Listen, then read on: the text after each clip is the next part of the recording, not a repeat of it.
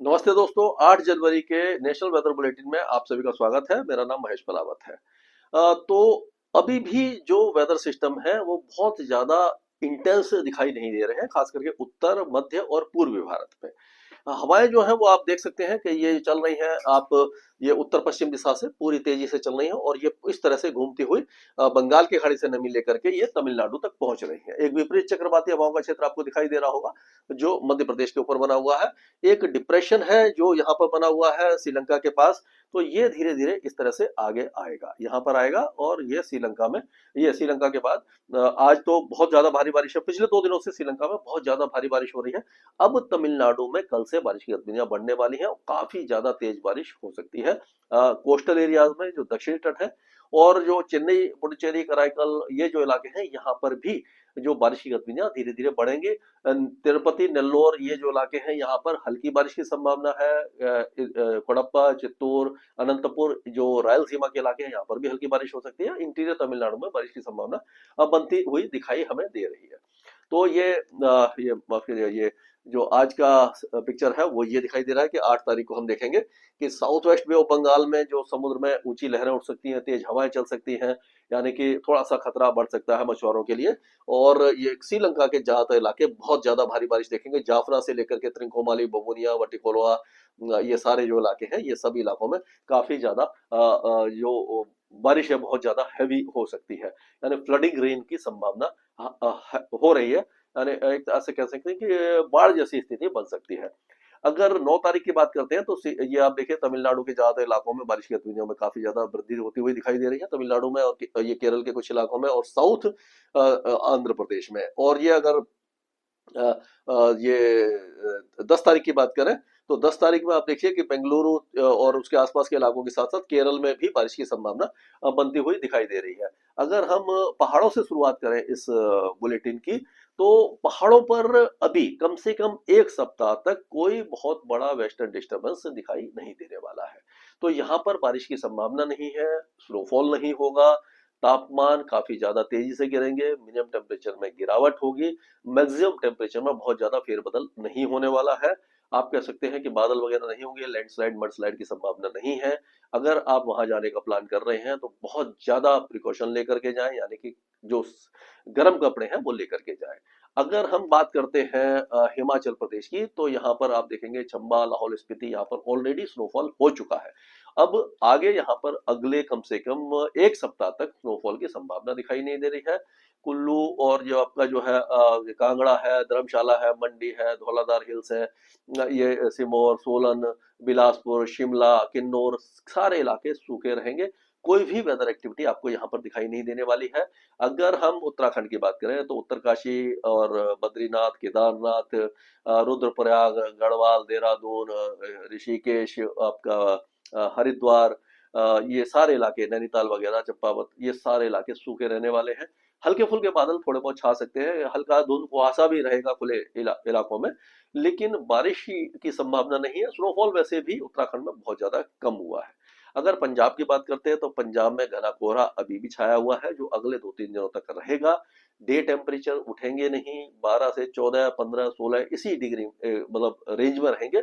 यानी कड़ाके की सर्दी अभी परेशान करने वाली है। उत्तर पश्चिम दिशा से सूखी हवाएं चलेंगी जिसके कारण क्या होगा कि आपको सर्दी का, बहुत ज्यादा कड़ाके की सर्दी का एहसास होने वाला है। हालांकि शीतलहर की संभावना कम नजर आ रही है। यानी शीतलहर कब होती है? जब मिनिमम टेम्परेचर सामान्य से 4.5 से 6 डिग्री नीचे चले जाते हैं, लेकिन वैसी संभावना नहीं है क्योंकि कोहरा है। जब कोहरा छाता है तो जब सूरज छुप जाता है, जमीन जब लॉन्ग वेव रेडिएशन के रूप में अपनी एनर्जी को रिलीज करती है, छोड़ती है, तो वो कोहरा जो या बादल है उसके बीच में ट्रैप हो जाती है। इसीलिए न्यूनतम तापमान नहीं गिरते, लेकिन मैक्सिमम टेम्परेचर, क्योंकि धूप कम निकलती है इसीलिए मैक्सिमम टेम्परेचर गिर जाते हैं। और उसी तरह से हम देखें तो अम्बाला से लेकर के कुरुक्षेत्र, करनाल, कैथल, सिरसा, हिसार, फतेहाबाद से लेकर के चरखी दादरी, नारनौल, निवाड़ी, नूह, पलवल, मेवात, सारे इलाकों में, हरियाणा के में सुबह के समय धुंध और कुहासा छा सकता है, कोहरा भी छा सकता है। धूप निकलेगी, लेकिन 2-3 घंटे के लिए, 4 घंटे के लिए हल्की धूप निकलेगी। लेकिन धूप निकलने के बावजूद भी सर्दी परेशान करेगी। दिल्ली एनसीआर में भी इसी तरह का माहौल रहेगा और यहाँ पर भी कोई खास वेदर एक्टिविटी हमें दिखाई नहीं दे रही। कोहरा अभी छाया रहेगा और कड़ाके की सर्दी बनी रहेगी। उत्तर प्रदेश की बात करते हैं तो उत्तर प्रदेश के जो पश्चिमी उत्तर प्रदेश है, यहाँ से मेरठ, मुजफ्फरनगर, शामली और ये हापुड़, बुलंदशहर, आगरा, हाथरस, अलीगढ़, बरेली, पीलीभीत, बदायूं, काशीराम नगर, शाहजहांपुर, फर्रुखाबाद, हरदोई, सीतापुर, ये सारे इलाकों में धूप बहुत कम निकलने वाली है और यहाँ पर जो दिन है बहुत ज्यादा ठंडा रहेगा।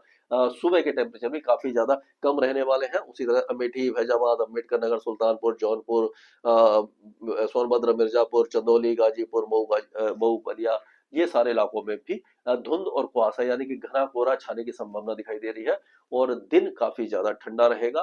सुबह के टेम्परेचर भी काफी ज्यादा कम रहेंगे और आप कह सकते हो कि यहाँ पर जो है सर्द हवाएं अभी परेशान करेंगी, क्योंकि उत्तर पश्चिम दिशा से बर्फीले पहाड़ों से होती हुई यह जो हवा आ रही है, इसके कारण ये टेम्परेचर गिर रहे हैं। या अगर बिहार की बात करते हैं तो पूर्वी चंपारण, पश्चिमी चंपारण, सीतामढ़ी, मधुबनी, सुपौल, सीहोर, दरभंगा, ये सारे इलाकों में घना कोहरा छाया रहेगा। जैसे जैसे आप दक्षिण की तरफ जाएंगे, भोजपुर, बक्सर, रोहतास, औरंगाबाद, गया, नवादा, यहाँ पर कोहरे की इंटेंसिटी में थोड़ी सी कमी हो सकती है, हल्की धूप निकलेगी, लेकिन सर्दी से अभी फिलहाल राहत हमें दिखाई नहीं दे रही है। झारखंड में भी अगर गढ़वा, पलामू, लातेहार, लोहरदगा, रांची, खूंटी, चाईबासा और ये जो आपका गोंडा, पाकुड़, जामताड़ा, धनबाद, यहाँ से लेकर के आप जो जमशेदपुर है, यहाँ तक सभी जगह पर आपको हल्का कोहरा, कहीं पर घना कोहरा, इस तरह का मौसम दिखाई देगा। टेम्परेचर जो मिनिमम टेम्परेचर काफी ज्यादा कम रहेंगे, यानी कड़ाके की सर्दी आप परेशान करने वाली है। उपमाली पश्चिम बंगाल में घना कोहरा रहेगा, गंगे पश्चिम बंगाल में मॉडरेट फॉग रह सकता है। तो अभी भी आप कहते जलपाईगुड़ी, ललितपुर, द्वार, कुच बिहार, दिनाजपुर, मालदा और जो आपका बीरभूम में मुर्शिदाबाद, वर्धमान से लेकर के हुगली, हावड़ा, शांतिनिकेतन, कोंटई, ये जो इतने भी इलाके हैं, यहाँ पर धुंध और कुहासा छाएगा और मौसम मतलब बारिश वगैरह की संभावना नहीं है, लेकिन ये है 1 हफ्ते तक बिल्कुल नहीं है, लेकिन यहाँ पर भी सर्दी परेशान करेगी। त्रिपुरा के ऊपर एक साइक्लोनिक सर्कुलेशन तो बना हुआ है, यहाँ पर बना हुआ है। ये जो साइक्लोनिक सर्कुलेशन इस जगह पर बना हुआ है, तो ये हवाएं जो है वो इस तरह से घूम रही हैं यहाँ पर पूरे में, लेकिन यहाँ पर भी कोई मौसमी गतिविधि आपको दिखाई नहीं देगी। धुंध और कुहासा कई इलाकों में छाया रहेगा और कुछ इलाकों में सुबह के समय घना कोहरा भी हो सकता है। तो यहाँ पर भी हमें कोई ज्यादा उम्मीद दिखाई नहीं दे रही है।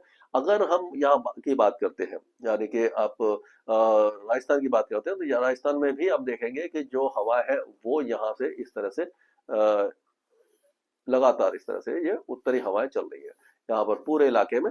तो जो टेम्परेचर है, चूरू, बीकानेर, सीकर, यहाँ पर है ये 4 से 5 डिग्री का टेम्परेचर हो सकता है और ये जैसे जैसे दक्षिण में जाएंगे, यानी मिनिमम टेम्परेचर इतना ज्यादा नीचे है और बाकी इलाकों में भी कड़ाके की सर्दी आपको दिखाई देगी। कोई भी राहत अभी फिलहाल दिखाई नहीं दे रही है और कोहरा जो है आपका गंगानगर, हनुमानगढ़, चूरू, झुंझुनू, अलवर, भरतपुर, दौसा और ये बूंदी, टोंक और ये भीलवाड़ा, झालावाड़, बारां, यहाँ पर दिखाई देगा और बीकानेर के कुछ इलाकों में भी दिखाई दे सकता है, यानी कि घना कोहरा यहाँ पर छाया रहेगा।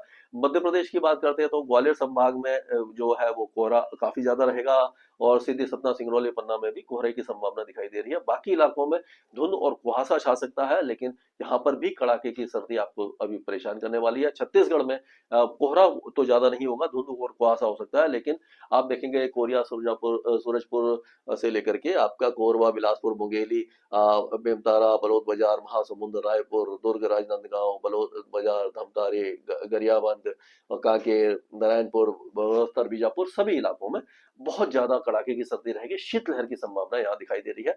उड़ीसा में भी शीतलहर की संभावना दिखाई दे रही है। अभी टेम्परेचर जसवाड़ा, संबलपुर, देवगढ़, अंगुल, सुवर्णपुर, बालनगीर, बौद्ध, कंधमाल, कालाहांडी यहाँ पर गिरने वाले हैं, थोड़े से और गिरेंगे। उत्तर पश्चिम दिशा से यहाँ पर भी ठंडी हवाएं चलेंगी। गुजरात में जो कड़ाके की सर्दी तो पड़ रही है सुबह और रात के समय, लेकिन दिन अभी भी धूप में है, धूप निकल रही है, कंफर्टेबल है, काफी ज्यादा सुहावना दिन बना हुआ है।